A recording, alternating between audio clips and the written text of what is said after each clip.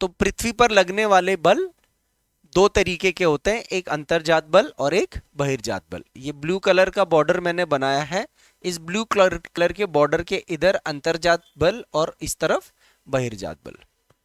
तो अंतर्जात बल भी दो तरीके का होता है, एक पटल विरूपणीय और दूसरा आकस्मिक। अब आकस्मिक शब्द अपने आप में बता रहे हैं कि कुछ एकदम से कुछ हो रहा है, मगर जो ये पटल विरूपणीय शब्द है ये भूगोल का तकनीकी शब्द हो गया। पटल विरूपणीय का मतलब होता है बहुत ही स्लो, दीर्घ, आराम आराम से अंदर से कोई बल लग रहा है, उससे नीचे ऊपर की भूआकृति में परिवर्तन हो रहा है। तो ये ध्यान देना, पटल विरूपणीय, आकस्मिक। पहले मैं आकस्मिक बता देता हूं फिर, क्योंकि उसके बाद सारी कहानी किसकी चल रही है, पटल विरूपणीय, जो कि थोड़ा कॉम्प्लेक्स है। आकस्मिक अंतर्जात बल दो तरीके के होते हैं, एक हो गया भूकंप और दूसरा हो गया ज्वालामुखी। तो ये तो बहुत स्पष्टता से हमें समझ में आता है कि जब भूकंप उत्पन्न होता है तो कुछ ही सेकंड्स का खेल होता है ये। उस पूरे कुछ ही सेकंड में भूकंप की तरंगे सतह पर आकर के सतह की जो बनावट होती है उसमें परिवर्तन कर देता है। तो ये एक आकस्मिक बल हो गया। ज्वालामुखी का उद्गार भी क्या होता है, एक तीव्र होता है, फटता है और एकदम से बाहर आता है मैग्मा, लावा।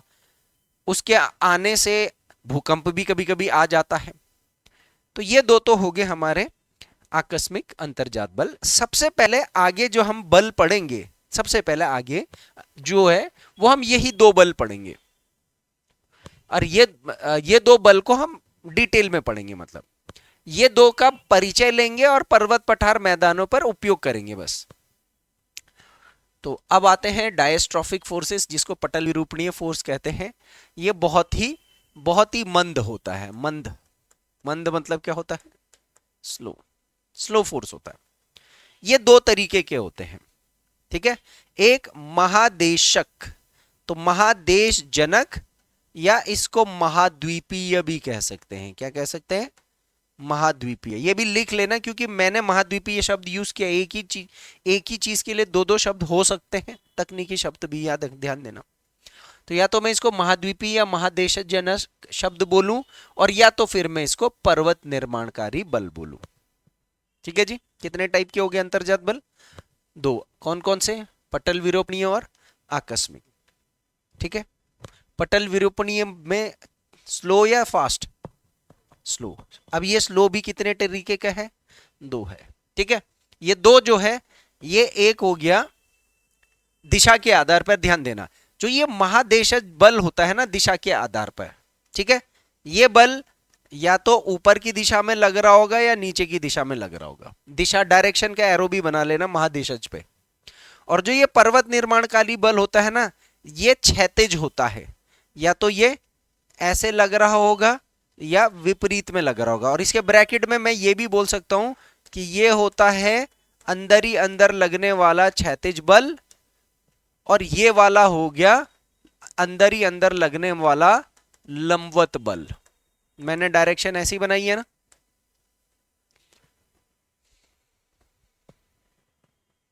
ध्यान देना अब यहां पर, पृथ्वी के अंदर का पटल विरूपणीय बल दिशा के आधार पर वर्गीकृत होता है। या तो धीरे धीरे सतह ऐसे ऊपर उठ रही होगी, या धीरे धीरे सतह नीचे जा रही होगी। तो ये जो नीचे और ऊपर जा रहा है, इसके लिए मैंने महादेशज शब्द यूज कर दिया। और या तो फिर धीरे धीरे ऐसे जा रहे हैं फोर्स, या धीरे धीरे आपस में आ रहा है। ठीक है। अब आपस में आ रहा है, ऐसे जा रहा है, ये कहीं पर आपने देखा है प्लेट विवर्तनी की, तो वो कॉन्सेप्ट यहां पर भी आएगा। तो जो लंबवत बल है उसको महादेश है, क्षैतिज बल है पर्वत निर्माणकारी। अब लंबवत बल भी दो हिसाब से बंद कर लो, एक ऊपर की तरफ और एक, तो ऊपर वाला कॉन्सेप्ट पहले अलग पढ़ेंगे, नीचे वाला कॉन्सेप्ट अलग पढ़ेंगे। तो जो ऊपर की तरफ जाता है उसको उत्थान अथवा उन्मज्जन बल कहते हैं। ठीक है, उत्थान, अपवर्ड। और जो नीचे की तरफ आता है उसको अधोमुखी अथवा निमज्जन बल कहते हैं। निमजन और उन्मजन, ठीक है, या उत्थान या अधोमुखी, या ऊपरी मुखी अधोमुखी भी बोल सकते हो आप। ये जो उत्थान है इसको आप ऊपरी मुखी भी बोल सकते हो। शब्द है सर, ये तो आपको याद करने पड़ेंगे। अब ये कहानी हमारी जो भी है, ये इतनी वाली आपकी अलग चलेगी यहां पे, ये हो गई। ठीक है। लंबवत बल बहुत सिंपल है। जैसे आपको पता है हमारा जो कोरोमंडल तट है,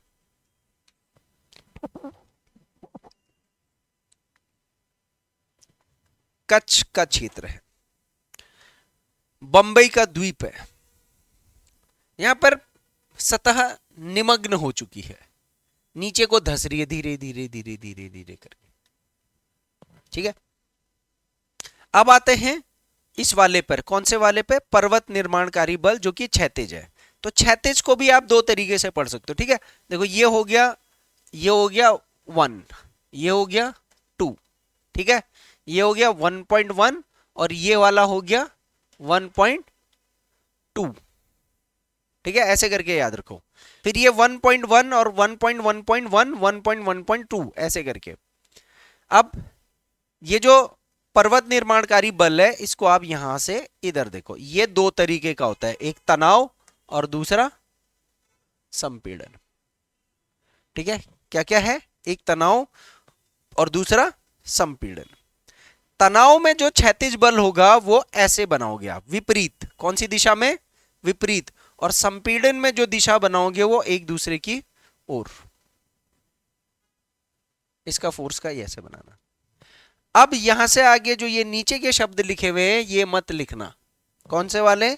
ये वाले मत लिखना आप, ये आगे पढ़ेंगे इनको डेप्थ में ना, यहां मत खिचड़ी पकाना इसकी।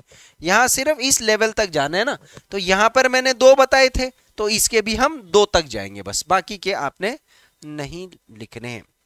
बाकी जो ये संपीड़न है, इसमें चटकन भ्रंशन, ये संपीड़न अभी पढ़ेंगे तो उसमें देख लेंगे।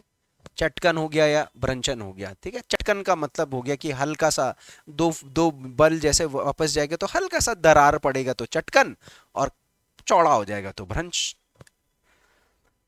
और इसी तरीके से संपीड़न में जो बंकन है, मुड़ना, वलन, इसमें संवलन और वलन ये शब्द हैं।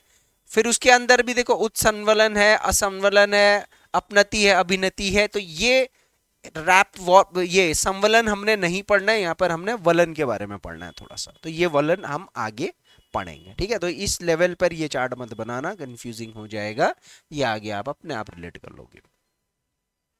तो आओ एक एक करके हम बात करते हैं कि अच्छा हाँ, बहिर्जात तो समझाया नहीं मैंने, पहले ये पढ़ लेंगे, फिर उसके बाद क्या करेंगे, ये पूरा पढ़ने के बाद अंतर्जात बल द्वारा निर्मित स्थलाकृति ये पढ़ेंगे, ये पूरा पढ़ेंगे, उसके बाद अंतर्जात बल द्वारा निर्मित स्थलाकृति, फिर उसके बाद तब बहिर्जात बलों के बारे में पढ़ेंगे, फिर इसके द्वारा निर्मित स्थलाकृति, क्योंकि अब हमारा टॉपिक स्थलाकृति वाला है।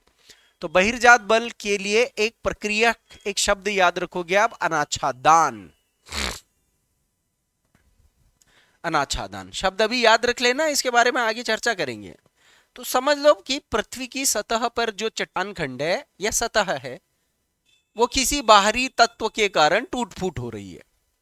अब उसमें ताप लग रहा है, दाब लग रहा है, रासायनिक प्रक्रियाएं हो रही हैं आपस में, कई तत्व चीजें जो जो सतह के बाहर हो रही है, उन सबको आप अनाच्छादन की प्रक्रिया में डाल दो। अब इस अनाच्छादन में मुख्य रूप से 3 चीजें आती हैं। एक आता है अपक्षय, दूसरा आता है अपर्दन और तीसरा आता है परिवहन। इसमें भी 2 चीज मेन है, क्योंकि परिवहन जो है वो हर जगह लिंक हो जाएगा अपने आप। तो अपक्षय के अंदर हम लोग पढ़ेंगे भौतिक अपक्षय, रासायनिक अपक्षय और जैविक अपक्षय। फिर भौतिक अपक्षय में भी 4 प्रकार है, रासायनिक अपक्षय में 3 प्रकार है, जैविक अपक्षय में 3 प्रकार है। वो यहां नहीं दे रखा, हम वहीं पढ़ लेंगे। अपक्षय का मतलब होता है चट्टानों का ताप दाब के कारण या रासायनिक प्रक्रिया के कारण अपनी जगहों पर विखंडित होना। उसके लिए कोई अलग से बाहर से फोर्स नहीं आएगा, जैसे दिखेगा नहीं फोर्स, लेकिन लग रहा होगा कोई ना कोई फोर्स काम कर रहा होगा। अपर्दन जो होता है, इसमें कोई बाह्य बल स्पष्ट रूप से आपको दिखेगा कि ये तोड़फोड़ कर रहा है, जैसे जल का प्रहार चट्टानों पर पड़ता है, वायु का प्रहार चट्टानों पर पड़ता है, हिमनद का प्रहार चट्टानों पर या सतह पर पड़ता है, भूमिगत जल का प्रहार चट्टानों और सतहों पर, भूमिगत सतह पर पड़ता है, समुद्र की लहरों का सतह और चट्टानों पर प्रहार पड़ता है। तो उस प्रहार के कारण जो उस चट्टान खंड में या सतह में टूट फूट होती है, उसको हम अपर्दन बोलेंगे। हाँ, अपर्दन में जैसे यहाँ पर देखो, प्रवाहित जल द्वारा अपर्दन, पवन द्वारा अपर्दन, हिमनद द्वारा अपर्दन, 1 2 3 4, और सागरीय तरंग द्वारा, परिहिमानी द्वारा अपर्दन। यहाँ पर आप परिहिमानी मत लिखना, यहाँ पर आप लिखना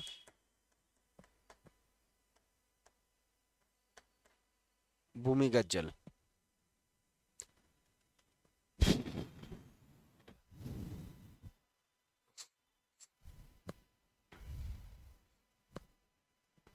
ये चार्ट बना दिया। अब सर आगे यही है, जहां स्किप हुआ वहां थोड़ा दिक्कत हो जाएगी, देखेंगे कितनी दिक्कत नहीं होती है। चार्ट वार्ट डायग्राम सब तरीके के हैं, बहुत आसान हो जाएगा समझना। पर पेपर में एक चीज हमेशा ध्यान देना कि पिक्चर नहीं आता है, तो उन पिक्चरों को शब्दों में जरूर आपने लिंक करना है, क्योंकि पेपर में तो आपने लिखना है। तो पृथ्वी पर लगने वाले बल दो प्रकार के होते हैं, एक अंतर्जात बल और एक बहिर्जात बल। तो थोड़ा सा अंतर्जात बल क्या होता है, बहिर्जात बल क्या होता है, इन शब्दावलियों को जीवंत रखने के लिए इनकी को परिभाषित भी कर लेते।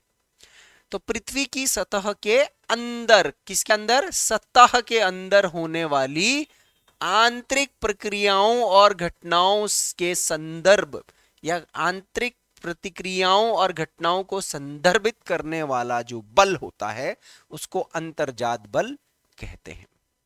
अंदर से जो फोर्स लग रहा है। आप लोगों ने पृथ्वी की आंतरिक संरचना पढ़ी है। पृथ्वी की आंतरिक संरचना में आपने एक धारा पढ़ी है, संवहनीय धारा। यह संवहनीय धारा कोर से क्रस्ट तक प्रवाह करती है। तो ये जो हमारा अंदर का जो सिस्टम है वो बहुत गर्म है, तो उस गर्माहट की वजह से कोर का टेम्परेचर फिर थोड़ा कम होता है, मेंटल आते आते फिर क्रस्ट पर आते आते कम होता है। लेकिन वो ऊर्जा जो ये बाहर आने की कोशिश करती है, इस ऊर्जा को संवहनीय ऊर्जा कहते हैं। और ये ऊर्जा कई रूपों में बाहर आता है, तो उसके रूप हम पढ़ रहे हैं। ज्वालामुखी उस ऊर्जा को बाहर आने का एक रूप है, भूकंप उस ऊर्जा का बाहर आने का एक रूप है। जब भूकंप आता है ना बाहर, तो ऊर्जा बाहर आ रही होती है, एक प्रत्यास्थ ऊर्जा बाहर आ रही होती है, जिसको इलास्टिक एनर्जी कहते हैं।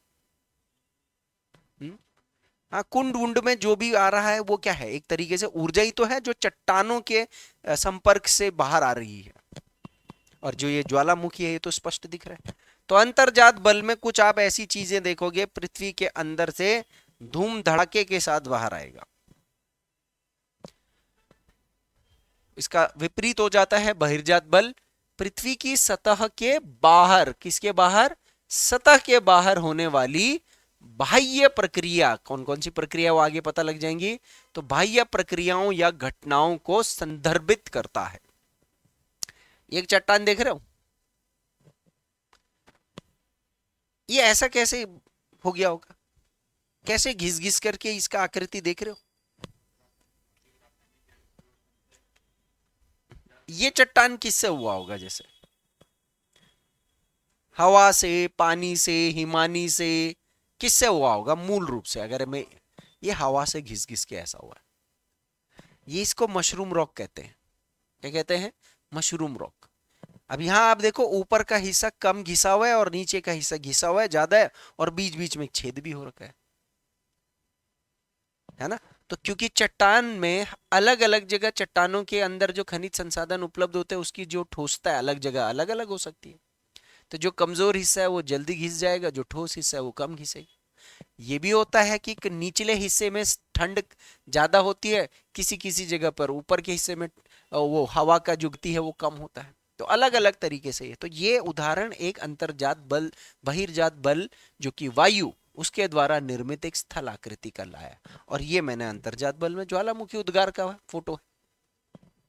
तो ये समझ में आ गया बहिर्जात बल, अंतर्जात बल। अब सबसे पहले क्या पकड़ना है हमने, अंतर्जात बल पकड़ लेते हैं। आप अपने चार्ट में देखो, अंतर्जात बल भी मैंने दो तरीके के बताए थे, एक पटल विरूपणी और दूसरा आकस्मिक। आकस्मिक तो ज्वालामुखी हो गया, इसका एग्जाम्पल है यहाँ पर देखो, ये पटल विरूपणी है। ये आपको पता ही नहीं चल रहा होगा कि इस चित्र में हो क्या रहा है।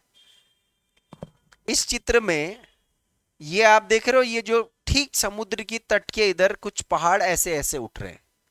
हो सकता है ये मैं ऊपर मुखी बल का एग्जाम्पल दे रहा हूं। ऐसे भी हो सकता है कि सर जो ये चट्टान है ये यहां तक रहा होगा और ये इसका तट वाला क्षेत्र धीरे धीरे धीरे नीचे जा रहा हो। तो 2D पिक्चर से अंतर्जात बल में जो अधोमुखी और ऊपरी मुखी है उसको पता नहीं लगेगा आपको, ठीक है, पता नहीं लगेगा, लेकिन हम देखेंगे आगे कुछ एग्जाम्पल लगाएंगे। तो अंतर्जात बल में जो आंतरिक गतिविधियां होती हैं उसमें जो पटल विरूपणीय है और एक आकस्मिक है। तो पटल विरूपणीय का मतलब क्या होता है? पृथ्वी की सतह के भीतर होने वाली धामी गतियां, धामी मतलब सॉरी धीमी गतियां, ठीक है, धीमी गतियां जो है, स्लो जो फोर्स है उसको पटल विरूपणीय कहते हैं। अब ये शब्दावली है सर, देखो शब्दावली और उसकी परिभाषा ही तो है। मैं तो अभी आपको केवल शब्दार्थ बता रहा हूं भूगोल का, इसमें कुछ अभी कोई बड़ा प्रोसेस थोड़ी बताया मैंने आपको। मैं बोलूंगा भाई पटल विरूपणीय मतलब क्या होता है, तो आप बोलोगे सर पृथ्वी के अंदर कुछ धीमी गति की चीजें हो रही हैं जो उसको पटल विरूपणीय कह रहे हैं।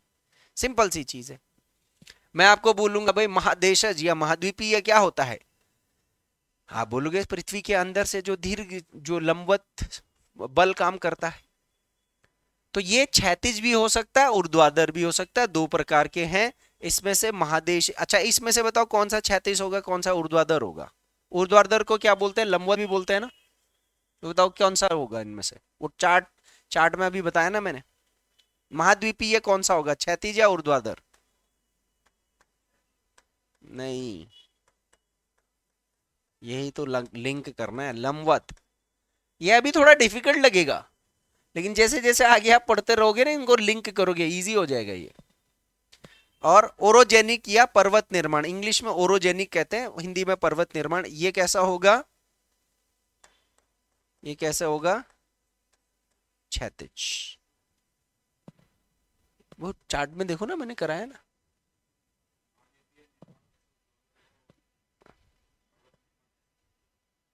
नहीं, ये तो बल के नाम है ना।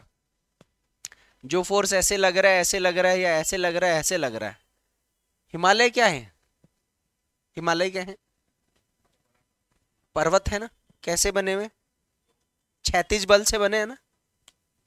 अब लग आ रहा है, लिंक हो रहा है, क्षैतिज बल से हो रहा है। ठीक है, बाकी ऊर्ध्वाधर निर्माण ये अभी हमने कहीं पर पढ़ा ही नहीं है, तो ये अभी हम पढ़ेंगे अंदर, बट एक एग्जाम्पल के तौर पर मैं बता रहा हूं। उसके बाद आकस्मिक। तो आकस्मिक में पृथ्वी के भीतर होने वाली तेज या तात्कालिक गतिविधियां होती है, ज्वालामुखी और भूकंप, वही चीज है, सेम है, सेम चीज है, बस यहाँ पर मैंने थोड़ा सा पटल विरूपणीय को उल्लेखित कर दिया, जो मैंने चार्ट में बताया था वही चीज है यहाँ पर। इसको लिखना है तो आप इसको लिख लो। अभी और अंदर चलते हैं। अभी देखो सबसे पहले डिटेलिंग कहाँ से आएगी? जो आपने चार्ट में सबसे नीचे का शब्द लिखा है ना, वहां डिटेलिंग आएगी, वहां से फिर ऊपर की तरफ आ रहे होंगे हम। आप समझ रहे हो, वहां से टॉपिक मेरा बाहर की तरफ आएगा। अभी तो मैं अंदर की तरफ जा रहा हूं, तो हल्का हल्का हल्का बताता हुआ चलूंगा। जैसी अभी ये ओरोजेनिक और ये सब अभी मैं बताऊंगा, तो तब देखना।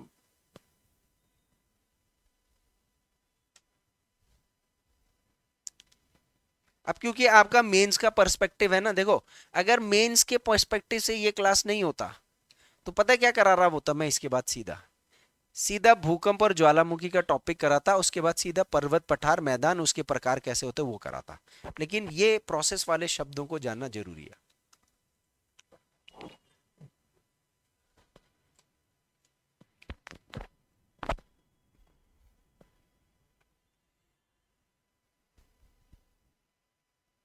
लिख लिया? लिखो।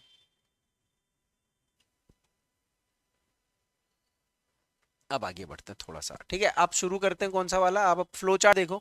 फ्लो चार्ट में पटल विरूपणीय पर आगे स्लो, ठीक है। पटल विरूपणीय में जो अब आते हैं एक महाद्वीपीय और पर्वत निर्माणकारी बल, ठीक है।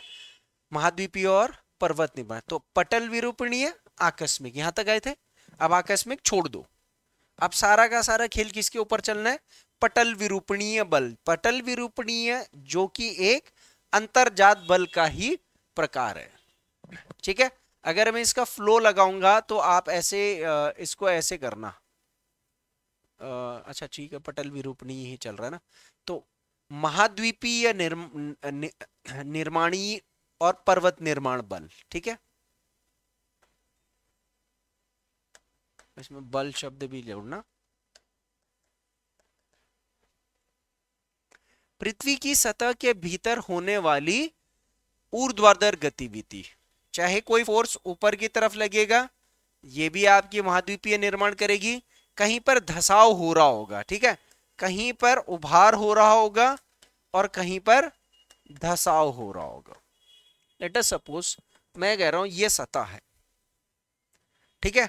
अब जैसे कहीं पर फोर्स लग रहा है, नीचे की कोई चट्टान है और वो ऐसे ऐसे स्लोली स्लोली स्लोली, जैसे आप देखो पृथ्वी की सतह ऊपर ऐसे धीरे धीरे धीरे, ये तो ऊपर आ रहा है चीज। अगर मैं, यही जगह है ऐसे दिख रही है आपको, अब आप देखो अंदर फोर्स लग रहा है, मैं ऊपर से नहीं दबाऊंगा, मैं अंदर ही से इसको ऐसे नीचे नीचे नीचे जा रही है, सतह भी तो नीचे जा रही है ना, तो ये खेल अंदर ही अंदर हो रहा है, ठीक है, ये खेल अंदर ही अंदर हो रहा है। और इसी तरीके से एक पर्वत निर्माणकारी है, तो ये संपीड़न शब्द का मतलब क्या होगा, ये वर्ड याद रखना है आपने। अबे गलत हो गया क्या, सॉरी गड़बड़ हो गया, यहां पर आएगा तनाव, यहां पर आएगा संपीड़न, वो मैंने शायद एडिट गलत कर दिया है, ठीक है। तनाव होता है एक दूसरे से दूर जाना और संपीड़न होता है एक दूसरे के नजदीक आना। अभी मैंने इसको हाँ बता रखा है, आ गया मैंने, ठीक है भाई। जब दो लोग दूर दूर दूर दूर होते जाते हैं तो क्यों दूर होते हैं, तो तनाव आता कि नहीं आता, बताओ, सिंपल लॉजिक है ये। और संपीड़न का मतलब क्या होता है, जब दो चीजें आपस में एक दूसरे से टकराती हैं तो संपीड़न होती है, दोनों को पीड़न होती है ना, इसीलिए वो संपीड़न हो गया। भाई वो दो आदमी भाग रहे हैं, एक दूसरे पर टक्कर लग रही है, तो क्या एक ही आदमी को दिक्कत होगी, नहीं दोनों को होगी, संपीड़न। तो ऐसे करके याद रखना, इसमें कुछ रट्टा मारना ही नहीं है, शब्दावली है। तो इसमें तनाव की जो स्थिति होगी उसमें विपरीत दिशाओं में बल लग रहा होगा और संपीड़न में एक दूसरे की ओर, ठीक है। तो अब मैं अगर बोलूं कि यार वो हमने इससे पहले थोड़ी चीजें तो पढ़ी हैं, याद है एक बार मैंने भ्रंश पढ़ाया था एक जगह पे, तो भ्रंश में क्या हो रहा होगा बताओ, संपीड़न हो रहा होगा या तनाव हो रहा होगा, मुख्य रूप से, हाँ हाँ। तो भ्रंश भ्रंश क्या होता है, गैप, तो गैप कैसे बनेगा, तनाव से होगा ना, गैप का मतलब तनाव भाई, तनाव होगा तो गैप हो गया ना लोगों के बीच में, ठीक है। मतलब कुछ चीजें पढ़ी हैं, अब कुछ चीजें थोड़ा और देखनी है और कुछ थोड़ा और कंफ्यूज भी करेगा। कई जगह पर ऐसा भी होगा कि टकरारी होगी तो पहले भ्रंश बन रहा होगा और बाद में वो भी हो रहा होगा, पहाड़ भी बन रहा होगा।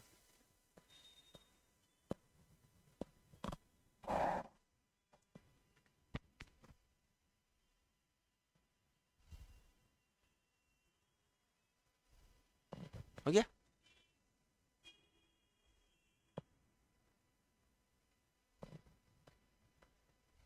ये वार्म अप है बस, शब्द याद करना है बस ये।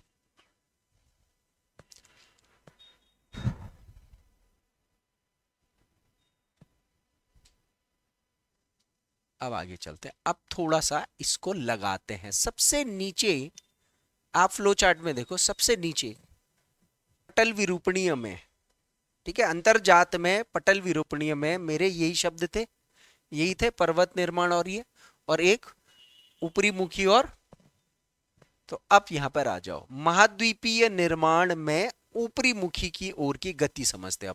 अब एक पहले ऊपरी मुखी का देखेंगे अलग से, फिर अधोमुखी का देखेंगे, फिर फिर तनाव का देखेंगे, फिर संपीड़न, ये चार चीजें पढ़नी अलग से पहले, ठीक है। अब सबसे छोटी वाली इकाई आ गई कि पृथ्वी की सतह पर कई जगहों पर, देखो अपने दिमाग में याद रखना, कई जगहों पर अंदर से ऊपर की तरफ फोर्स लग रहा है और हमें पता नहीं चल रहा है, क्यों, क्योंकि वो एकदम से नहीं लग रहा है ना। तो आज जैसे ऊपर की जो बनावट है उसमें अगर कोई चीज ऐसे ऊपरी मुखी से धीरे धीरे ऐसे आ रहा है तो कई 100,000 साल लग जाएंगे उसमें बड़ा परिवर्तन देखने में। और ऐसा बल अगर आपको भारत में देखना है कि कोई ऐसी जगह जहां से कोई चीज ऊपर की तरफ ऐसे आ रही हो, समुद्र के ये जो जगह है ये समुद्र के अंदर की जगह है, ये समुद्र का तल है, देखो ऐसा लग रहा है ना अंदर होगा वो, ये बाहर आया है। क्यों? क्योंकि समुद्र के तट के उधर ऊपर की तरफ बल लग रहा है, उसको ऊपरी मुखी बल कहते हैं। तो यदि पृथ्वी की सतह के नीचे होने वाली धीमी गति यानी पटल विरूपणीय गति से ऊपर की ओर गति लगती है तो इसमें भूभाग का उत्थान होता है। क्या होता है? उत्थान होता है, भूभाग उठ जाता है, धीरे धीरे ऊपर उठ रहा होता है। छोटा नागपुर प्लेट्यू जो है ना पठार, ये उत्थान हो रखा है, इसका ऊपर उठा है। और इसके परिणाम स्वरूप क्या होगा भैया? अगर कोई चीज ऐसे ऊपर आ रही तो पृथ्वी पर कुछ परिवर्तन तो होगा ना, और भूआकृति विज्ञान वही है। तो ऐसे में उन्नत तट, समुद्र के आसपास ऐसा हो रहा है तो ऐसे में उन्नत तट आपको मिलेगा। कैसा तट मिलेगा? उन्नत। अच्छा, एक होता है निमग्न तट और एक होता है उन्मग्न तट। तट भी दो तरीके के होते हैं, कोस्ट जो होता है ना दो तरीके का होता है। एक ऐसा कोस्ट होता है जहां धसाव हो रहा होता है, वो निमग्न तट होता है। तो जहां कोई कोस्ट का धसाव होगा पानी भर जाएगा, बाहर की तरफ आएगा, सरफेस पर आएगा, सतह पर। और जहां पर उन्मग्न होगा तो वहां पर पानी कम होता जाएगा। तो यहां पर क्या हो रहा होगा? पानी कम हो रहा होगा क्योंकि सतह बाहर आ रही है ना। तो कैसा तट बनेगा ये? उन्मग्न या उन्नत तट, ठीक है। या ऊंची तरंग कटित सीढ़ियां तट पर ऐसे, ये जो दिख रहा है आपको, ये सीढ़ी जैसा बन रहा है ये इसको वेव कट टेरेस बोलते हैं, ठीक है। वेव कट टेरेस, ऊंची तरंग हो गई समुद्री तरंग।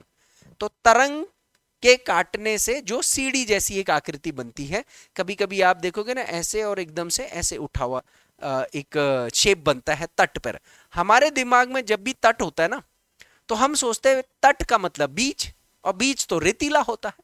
हर जगह नहीं होता है रेतीला, आप समझ रहे ये बात। तो ऐसी जगह जहां पर खुरदुरे पहाड़ पठार आसपास होंगे ना तो वहां पर ऐसी चीजें देखने को मिलेंगी, ठीक है। इसके अलावा समुद्री गुफाएं भी देखने को मिल सकती हैं।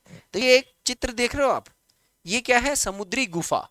क्योंकि समुद्र का तल तो ये था, लेकिन वो क्या हो गया, ये जो धरती है वो क्या हो गया, ऊपर आ गई। तो अंदर ही अंदर गुफा भी बन सकती है। जैसे चूना पत्थर होगा इस जगह पे तो वो तो पानी के साथ मिक्स हो जाएगा, ठीक है ना। मिक्स हो जाएगा तो वहां पर तो गैप आ जाएगा। तो ऐसी समुद्री गुफाएं भी बनती। तो अगर आपको भारत के अंदर ऐसे एग्जाम्पल देखने हैं कि जहां पर पटल विरूपणीय ऊपरी मुखी बल काम कर रही है अभी भी, तो आपको कहां पर मिलेगा? भारत में कई सारे जो उन्नत बीच हैं। अब ये ऐसा बीच कहां पर है? ये यहां पर एग्जाम्पल में ये मत लिखना 1 2 3 4 5, ये एग्जाम्पल है। तो एक हो गया काठियावाड़ का तट। अब आपको पता है गुजरात का काठियावाड़ कहां पर है? यहां पर देखो, हालांकि यहां पर मैंने देखा है, ये देखिए ये क्षेत्र दिख रहा है गुजरात का, ये क्षेत्र दिख रहा है ऐसे। अब ध्यान देना मैप, अब आपकी इंडियन ज्योग्राफी यहां से शुरू हो चुकी है, आपकी वर्ल्ड ज्योग्राफी भी शुरू हो चुकी है, और आपकी फिजिकल ज्योग्राफी चली रही है। क्योंकि फिजिकल ज्योग्राफी बिना इंडियन वर्ल्ड के पॉसिबल नहीं है। तो आदि से कई तो इंडियन ज्योग्राफी में आपको ऐसे ही पढ़ा दूंगा स्थल आकृति में। तो आप यहां पर देखो गुजरात का जो ये हिस्सा है, ये तटीय हिस्सा है, इसके दो क्षेत्र हैं, ये कच्छ का तट है और इसको कहते हैं काठियावाड़ का तट। कौन सा तट? तो यहां पर जो हो रहा है ये तट ऊपर की तरफ आ रहा है। कैसे आ रहा है? ये ऊपर उठ रहा है यहां पर, ठीक है। और जो ये कच्छ वाला है ना, ये नीचे धस रहा है। गुजरात का नीचे का इसका हिस्सा बाहर को आ रहा है तट, और ये वाला हिस्सा अंदर को जा रहा है, धस रहा है। तो ये वाला हिस्सा, कच्छ वाला हिस्सा जो मेरा अभी जो अधोमुखी वाला है उसका एग्जाम्पल में आएगा, अभी देखना, ठीक है। एक जगह ये मैंने बता दी है। दूसरा नेल्लौर आंध्र प्रदेश। आंध्र प्रदेश में, ये आंध्र प्रदेश का नक्शा है सर, ऐसे ऐसे ऐसे करके ये आप जाओगे तो ये आंध्र प्रदेश है, ठीक है। तो आंध्र प्रदेश का जो दक्षिणतम हिस्सा है वहां पर है नेल्लौर। कौन सा क्षेत्र है? नेल्लौर। ये हिस्सा कोरोमंडल तट। कौन सा तट? कोरोमंडल तट का ही एक भाग है, सारा नहीं, सिर्फ एक भाग, ठीक है। कोरोमंडल तट आपका तमिलनाडु और आंध्र प्रदेश का तटीय क्षेत्र को बोला करते। यहां पर भी हिस्सा क्या हो रहा है, नीचे धस रहा है, सॉरी ऊपर आ रहा है, उठ रहा है।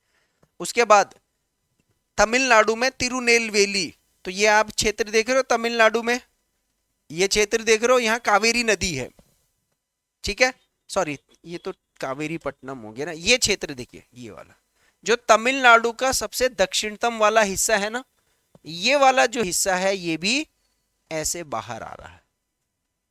तिरुनेलवेली कहां पर है, हाँ ये इतिहास में, आधुनिक भारत का इतिहास हो या प्राचीन मध्यकालीन के इतिहास हो, जगहों में भी इनके नाम आते हैं। इंडियन ज्योग्राफी में उद्योग पढ़ेंगे, कोई क्षेत्र पढ़ेंगे, कुछ ना कुछ खनिज संसाधन पढ़ेंगे, तो इनका इस्तेमाल होना है। आपको पता होना चाहिए राज्य के हिसाब से कौन सी जगह कहाँ है। कभी भी कोई भी चीज स्पष्ट नहीं याद की जाती है, हमेशा लिंक करके पढ़ी जाती है, हिस्ट्री, ज्योग्राफी, इकोनॉमिक्स, ये सब। ऐसा ही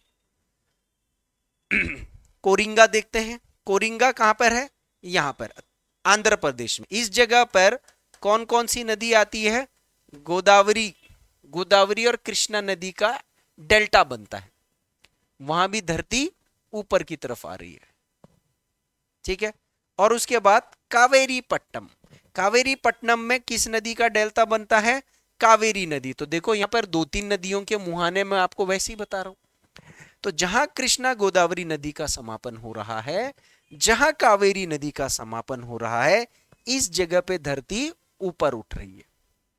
इसके अलावा गुजरात का काठियावाड़, तमिलनाडु का तिरुनेलवेली और आंध्र प्रदेश का नेल्लौर के भी कुछ क्षेत्र हैं जो ऊपर की तरफ उत्थान कर रहे हैं, मतलब वो अपनी जगह पे उत्थान कर रहे हैं, उसके पीछे आगे पीछे कोई और तर्क नहीं है।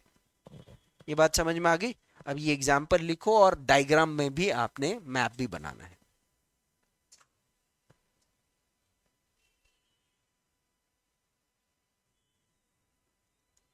अब आते हैं, ये तो ऊपरमुखी था, अब अधोमुखी।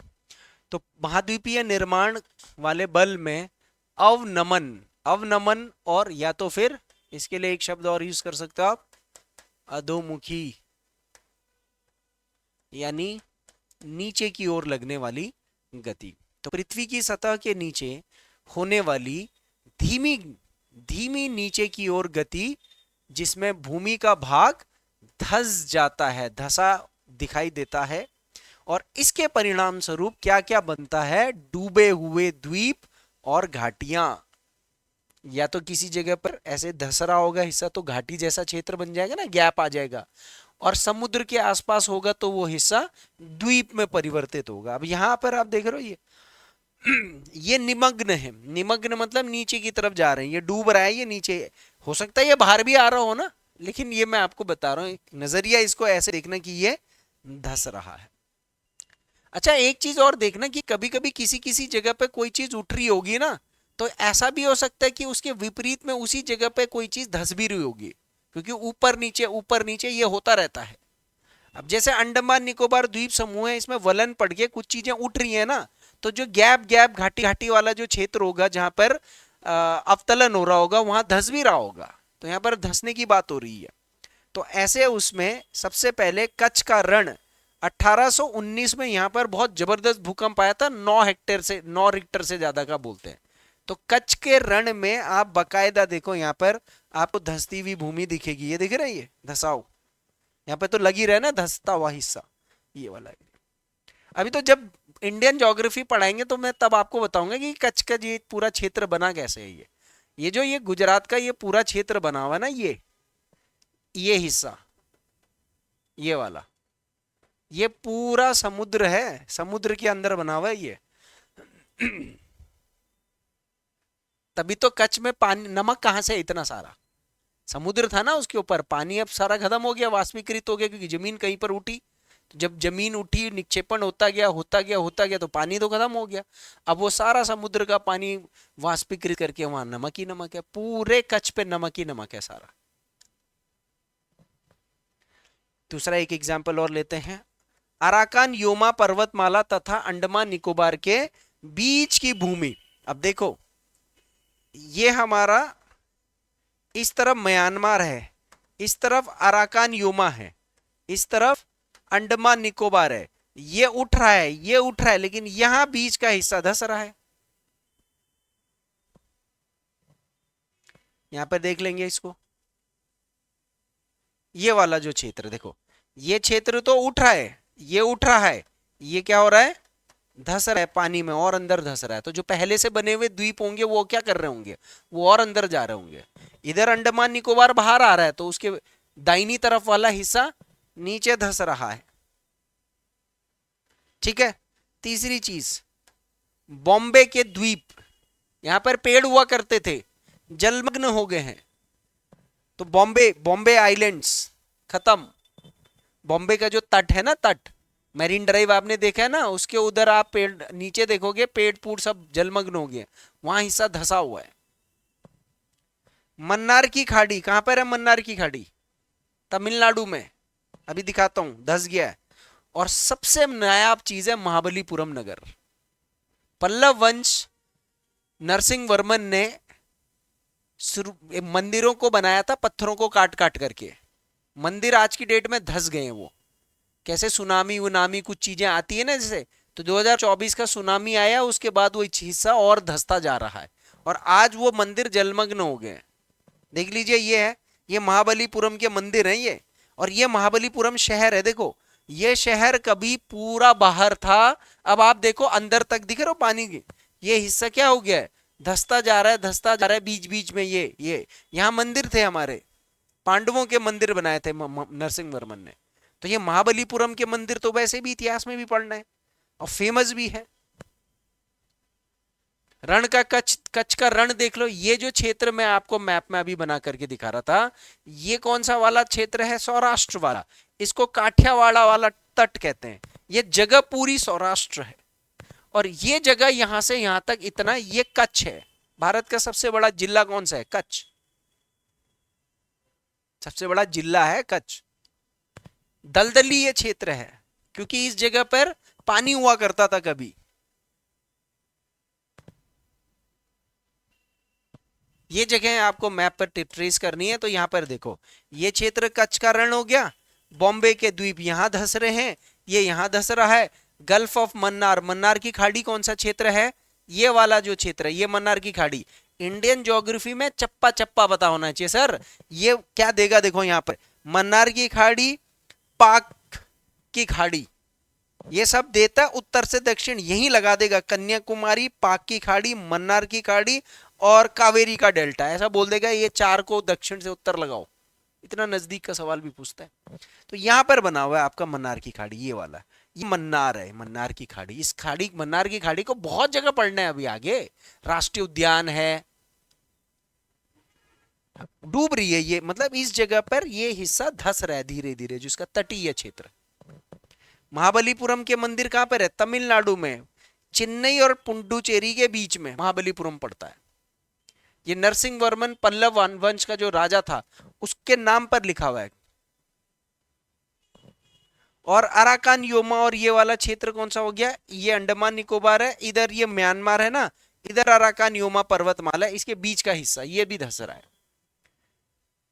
इस मैप के हिसाब से भी आप देख सकते हो, ये जगह दिख रहा है ना अंडमान, यहां ऊपर उठ रहा है, यहां ऊपर हो रहा है, लेकिन इसके बीच वाले हिस्से में कहीं कहीं पर धसाव हो रहा है। यहां धसाव हो रहा है, मन्नार की खाड़ी में धसाव हो रहा है, कच्छ का जो क्षेत्र है वो धस रहा है, महाबलीपुरम धस रहा है।